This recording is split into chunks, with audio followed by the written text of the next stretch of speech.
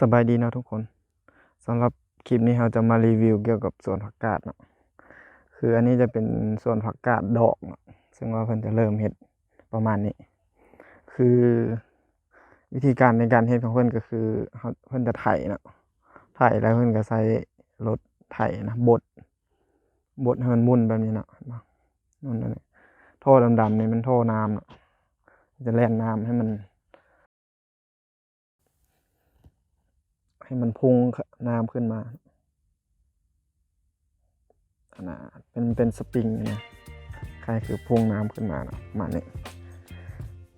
ก็ไถประมาณไร่หนึ่งเนาะตอนนี้เนาะเราบ่ได้ปลูกหลายไร่หนึ่งก็ถือว่าหลายแล้วสำหรับผักกาดนี่เป็นผักกาดดอกนะทุกคนนะไถแล้วก็บดแล้วก็จะเอาฝุ่นใช่เนาะฝุ่นนี่เป็นฝุ่นขี้ไก่แล้วเพิ่นกับเอาแก่นผักกาดมาวานใส่ผักกาดมาวานใส่ประมาณนี้มันจะแล่นน้ำเข้ามาครึ่งกลางนี่เนาะเดี๋ยวเราไปเบิ่งท่อน้ำกันเลยสำหรับวิธีการในการปลูกนี่ค่อนข้างง่ายเลยแหละสำหรับการปลูกผักกาดนะมันบ่ได้ใส่อย่างยากเพียงแต่ว่าให้แล้วก็เอาฝุ่นมาใส่แล้วก็เอาผักกาดมาลงเลยประมาณนี้ไปเบิ่งฟังนั้นสำคัญมันระบบหดน้ำเนาะทุกคนระบบหดน้ำมันจะค่อนข้างแบบว่าละเอียดได้หน่อยนึงใส่งบประมาณหน่อยนึงมาเบิ่งกันเลยเนาะ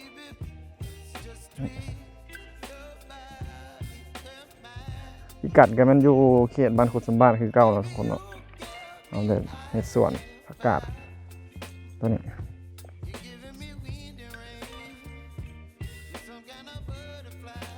เริ่มเมื่อวานนี่เริ่มเลยเมื่อวานก็สิไทยคลิปอยู่เมื่อวานนี้แต่ว่าบ่ทันเนาะนะจะใส่ระบบน้ำแบบนี้เนาะซึ่งว่าตัวนี้เป็นตัวสุดท้ายเนาะมีวาล์วปิดเปิดประตูน้ำเนาะแล้วก็มาสุดอยู่นี่น้ำมันจะไดมาเลยแต่เบื้องนั้นเนาะไดมันแต่เบื้องนั้นเลยก็เขาจะมาสุดอยู่นี่น้ำมันจะไปตามท่อนี่เนาะท่อดำๆเนี่ยมันมาท่อข้างกลางท่อใหญ่เนาะมาท่อข้างกลางท่อใหญ่เลยก็น้ำมันจะไปตามเศษทรายดำๆนี่เนาะเบื้องนี้ก็เอาเบื้องส่วนไหลน้ำท่อน้ำตัวนี้เพิ่นจะเฮ็ดอยู่คล้ายข้างกลางเนาะยามแรงนี่เพิ่นจะบ่ขึ้นคูเนาะเพิ่นจะเฮ็ดแบบนี้เลย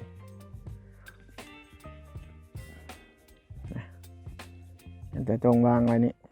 บ่มีผักกาดเนาะบอลท่อน้ำมาเนี่ยท่อน้ำแต่ว่าหลักๆต้นทุนในการปลูกผักกาดก็คือว่าน่าจะเป็นท่อน้ำนี่แหละพวกระบบการหดน้ำนี่แหละว่ามันจะเป็นแบบท่อมายาวมันตะพุนมันก็ท่ออันนี้อีกเอาเบื้องนี้อีกสีดำๆนี่เนาะ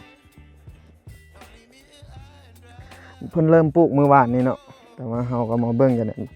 อันนะว่ามันโดนสำเร็จเนาะสำหรับผักกาดตามที่เพิ่นเคยปลูกแล้วมันประมาณเดือนปลายก็ได้แล้วแต่ว่าตัวนี้เรามาเบิ่งนำกันเนาะมาลุ้นนำกันเดี๋ยวคิดอาทิตย์1ผ่านไปแล้วเราจะอัดคลิปมาใส่เอามาเบิ่ง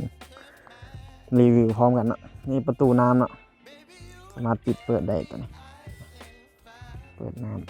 ำปิดไว้เบื้องนั้นคือกันเนาะเอาสิหดไปบอลไหนเราก็เปิดเอาสิหดไปบอลไหนเราก็เปิดแล้วกันเอาเสาหดแล้วเราก็ปิดไปประมาณนี้มันจะค่อนข้างวางง่ายได้หน่อยนึงสำหรับตัวนี้ต่างจากหมักหมูหลายเนาะหมักหมูนี่ค่อนข้างยากนี่คือกันไร่หนึ่งก็ถือว่าหลายแล้วเนาะทุกคนเนาะอันนั้นเป็นอีกเจ้าหนึ่งของเพิ่น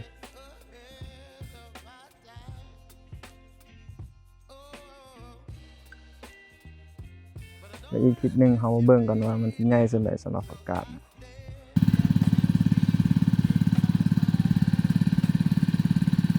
สำหรับวิธีการหดเนาะน่าจะประมาณนี้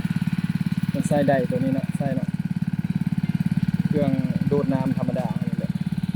ดูดน้ำขึ้นมาจากสระแล้วก็แล่นมาตามนี่แหละตามท่อเข้าไปท่อน้ำขึ้นมานี่เลยวิธีการหดใส่แบบท่อน้ำส่ง ขึ้นมาแบบนี้ประมาณนี้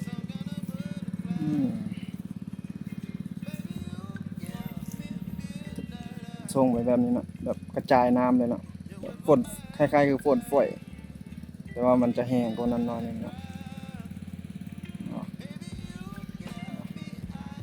น้ำจะพุ่งไปมันจะปล่อยเทือละ5 คู่ก่อนเนาะเทือละ5 สายเพราะว่าท่อนี่น้ำหอมค่อนข้างร้อนซ้ำนั่น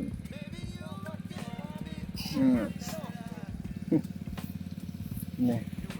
นี่ก็คือเปิดน้ำซะนะเราสามารถเปิดทางนี้ได้โอ้ระบบอัตโนมัตินะตัวนี้คือเราติดจักรแล้วมันจะแล่นละน้ำแล่นตามไปเลยเข้ามานี่เลยเนาะน้ำเรื่องนั้นกันเริ่มหดไม่ได้ยังไรเนาะครับยืนเบิ้งอย่างเดียวนี่